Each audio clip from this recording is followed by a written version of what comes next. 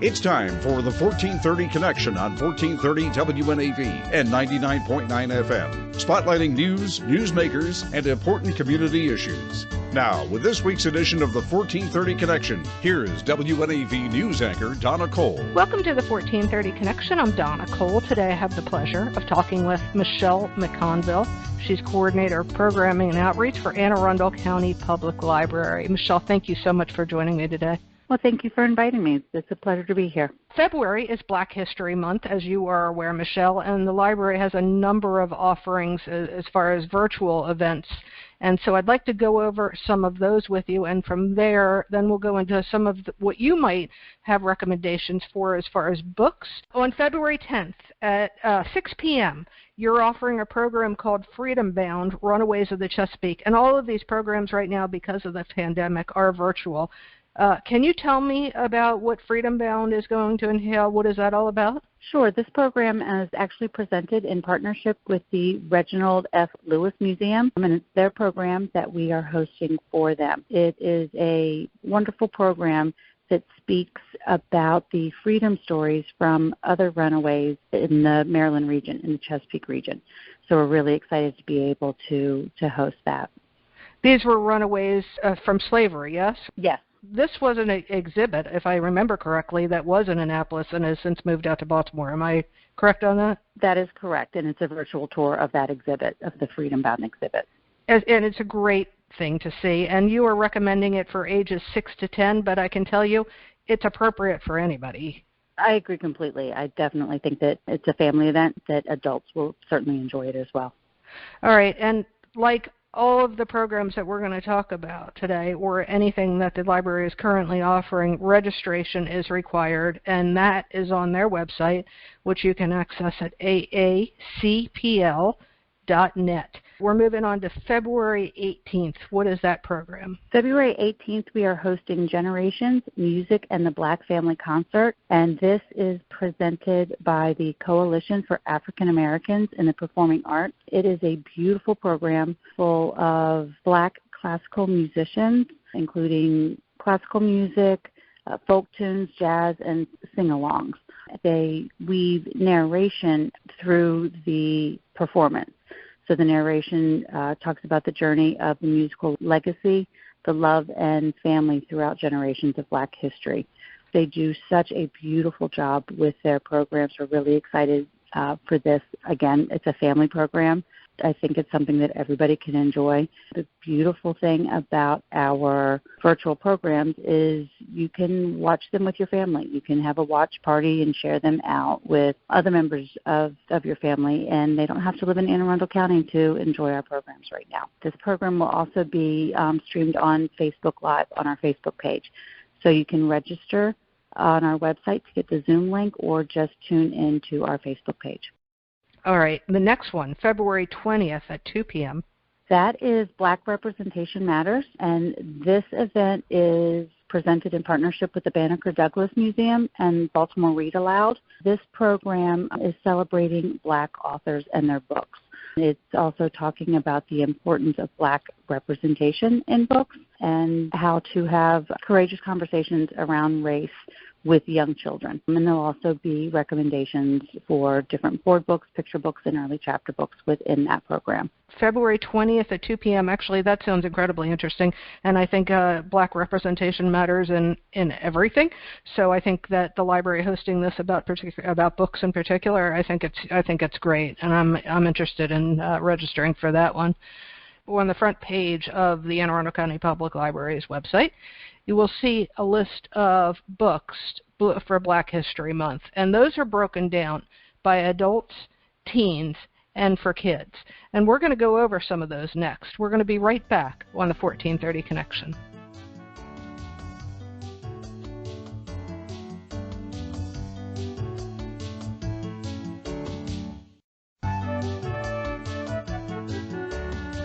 Welcome back to the 1430 Connection. I'm Donna Cole, talking today with Michelle McConville, Coordinator of Programming and Outreach for Anne Arundel County Public Library. We're talking about February being Black History Month and a number of events that the library is offering.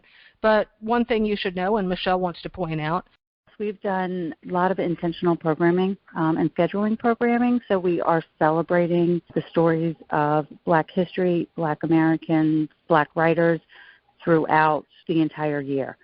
So it's beyond February. We have programs in March and through April and beyond. Did you want to highlight any of the specific programs coming up for March and April since we're on the topic now?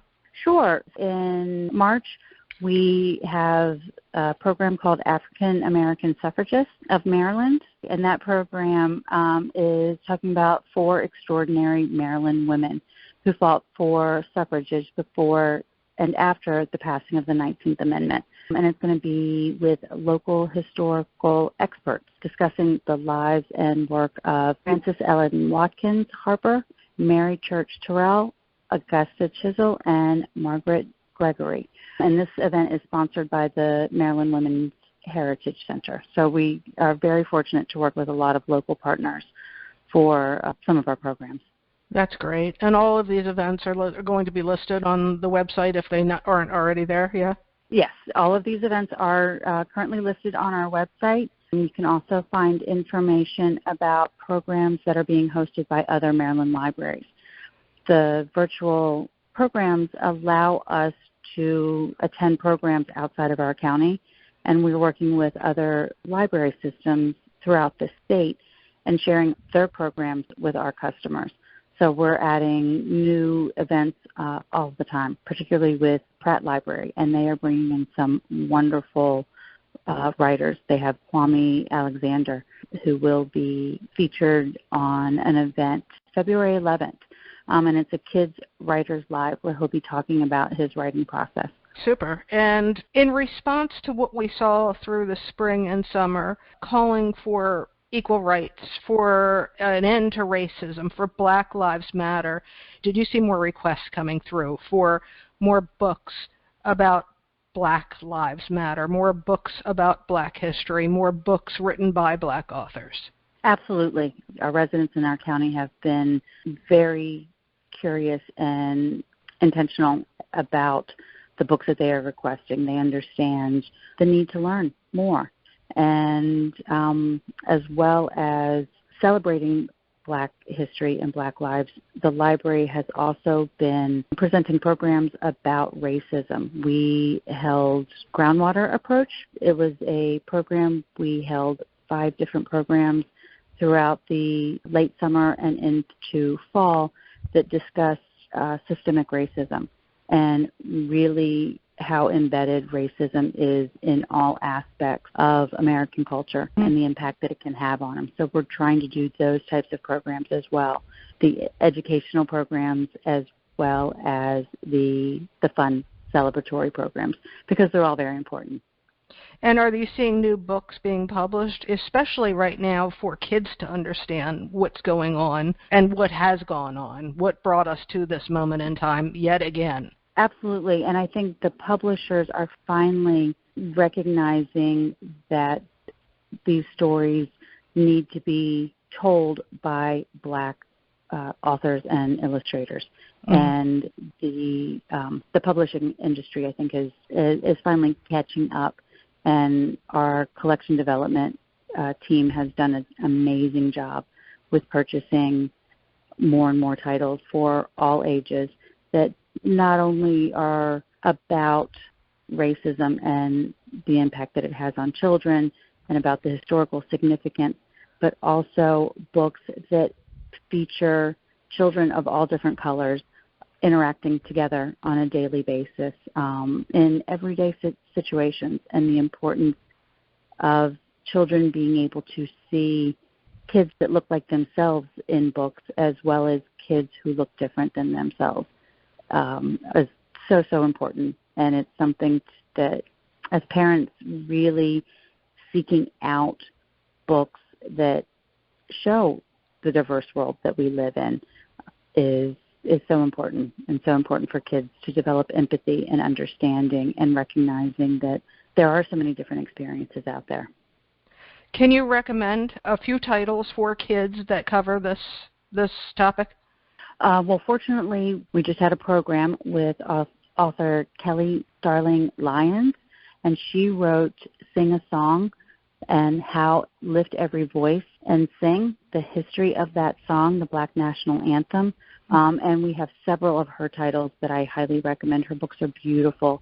She does picture books. She also has an early learning books and a early chapter book series called Jada Jones. And in it, she features a fourth grade Black young girl who is in school working with things like science fair projects and trying to become class president. And her books are wonderful. We're really happy that she was able to join us for a program. Another one of her books is called Going Home with Daddy, and it was actually the Caldecott Honor, a Caldecott Honor book in 2020, which celebrates the artwork of children's picture books. And it's just a story of celebrating home and family and what it means to go home. So I definitely recommend those two titles from Kelly. That's great. We're going to take a short break. We'll be right back on the 1430 Connection.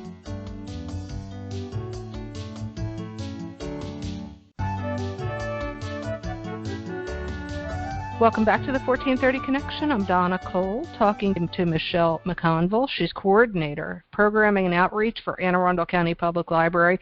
February is Black History Month, and talking about the programs, the books. All right, let's talk about some recommendations you have for teens and adults. For teens, I always recommend Jason Reynolds. He is one of my very favorite authors. I read everything by him. He has such a beautiful way of connecting real-life stories to what kids are going through these days, not necessarily through history, but in current times. Jason Reynolds also wrote a nonfiction book called Stamped: Racism, Anti-Racism, and You, and this is the history of racism in the United States. And it is a young adult version of a book written by Ibram X. Kendi, who wrote Anti-Racism, and he also wrote an adult version of Stamped from the beginning. And again, it's that historical perspective. It talks about racism at its roots, where it started, and how it has been pervasive in our society from the beginning. And so I definitely recommend both of those books. Anything, actually, by Kendi is a must-read. Can I throw in an author and tell me what you think? Because she was so important to my daughter that I used to love reading the books to her. Jacqueline Woodson. Absolutely. Oh, Jacqueline Woodson's books are beautiful. I agree completely. She had a book a few years ago that was one of the Black Eyed Susan choice books. I can't remember the title of that one. Yeah, and that's what I was actually just wonderful. Yeah, and that's what got us into it, because it was a Black Eyed Susan Award winner, and I don't remember which one, but we went reading through several of her books, and I loved them. She's fantastic.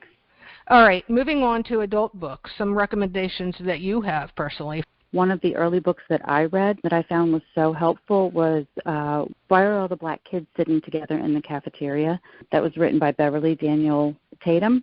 And it is for research into the importance of that cultural identity for Black children, and that need and that desire to spend their time and to enjoy being with people who understand their experience of what it's like being a Black teenager.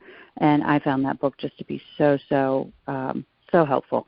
And then, of course, we have White Fragility, Why It's So Hard for White People to Talk About Racism by Robin DiAngelo. And as a white person trying to truly understand the Black experience, we can't. There's just no way around it. And recognizing our own level of bias, implicit or straight out bias, as a white person, and the privilege that we have all benefited from because of racism. Understanding what white privilege means is so important. Without that, there's absolutely no way that we can grow. And learning more about that and being comfortable having conversations around race and recognizing the need for that is the only way we can move forward, as far as I'm concerned. I don't disagree with you. And it's interesting, looking back at my daughter's high school years and junior high school years, and the amount of books she read that were all focused on this dystopian world and, Hunger Games, and then where we are now, I'm thinking to myself, I just wish she had had some of the books that you're recommending, or that I did read to her, or that I read in school as a kid. I don't know how we got stuck in this dystopian. Let's teach kids that just these one dystopian novel after another. I don't know if you've seen that or if you have feelings about that. Well, I think we all need a little escapism every now and then. So whether it's the dystopian or a romantic comedy, I think having that balance of books that are sometimes really heavy and deal with real life trauma is important to read, but I think we also need to allow ourselves some space to escape and to enjoy something a little bit different.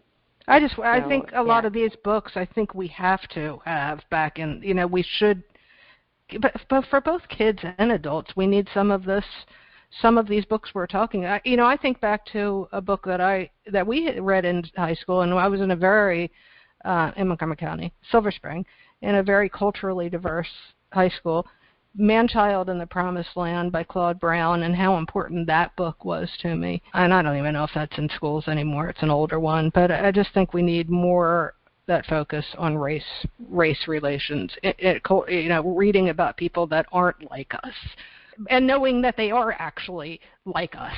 Yes, I think that's a really important distinction there. And I think that is why it's so important that our kids, that we as adults are reading books written by people who are not like us, so we can empathize and understand and actually recognize and see how often we are more alike than what we're actually different.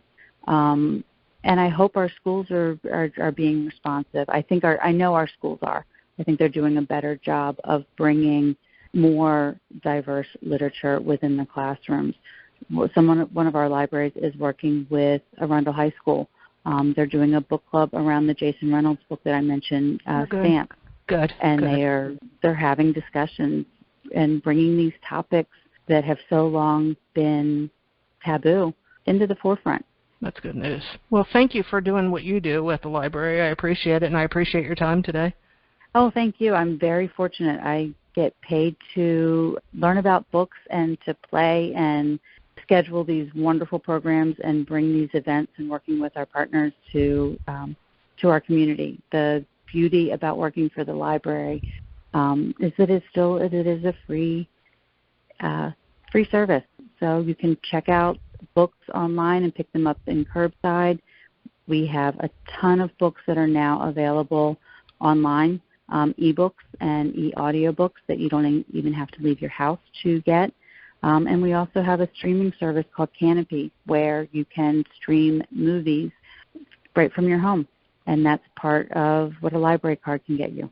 I'm very fortunate. I love what I do, and I love the people that I do it with.